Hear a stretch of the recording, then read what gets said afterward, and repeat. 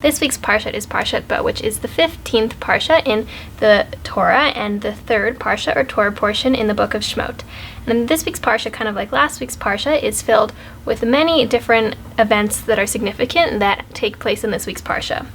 So first off, we have the last 3 of the 10 plagues. Last week's Parsha we had the first 7, and in this week's Parsha we have the final 3. And the last plague, which is the death of the firstborn, all the Egyptian firstborn males died, and that is the sort of the final straw for Pharaoh, and finally out of his own will he lets the Jewish people go. And because of Hashem saving all of the Jewish firstborn male children, we now have something that when a Jewish baby is born and he's a firstborn, we have what's called a Pidyon Haben, which is a redemption of the son, so to speak, and somebody has to redeem our firstborn sons now going back all the way till the time that the Jews were in Egypt. And then we also have the Pesach offering. We are learning about the holiday of Passover, because that is also something surrounding when the Jews left Egypt and we became free people.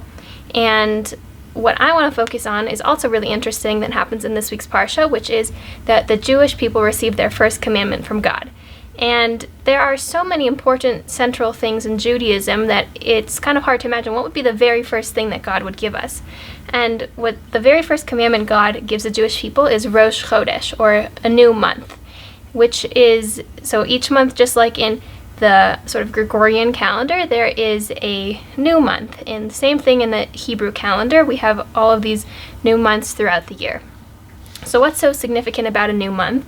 There is, of course, the interpretation that as free people now who are no longer slaves in Egypt, we are in charge of our own time, and so we should measure our own time as a sign of being free people. So that is one interpretation. And then there is another interpretation, which is that the leaving of Egypt is a renewal for the Jewish people.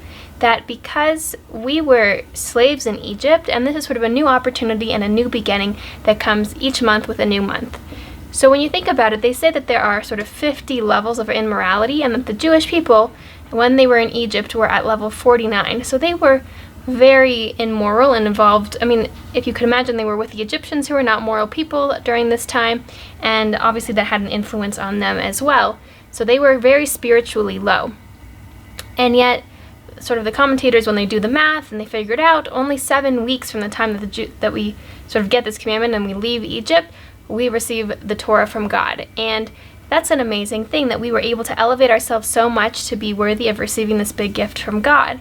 So what's very amazing, what's interesting about new months is that they are new opportunities. And what some of the commentators also suggest is that just like the moon disappears each month and comes back anew, and it first comes back as like a small sliver and then grows to its full grandeur, so too it's the same with us as people.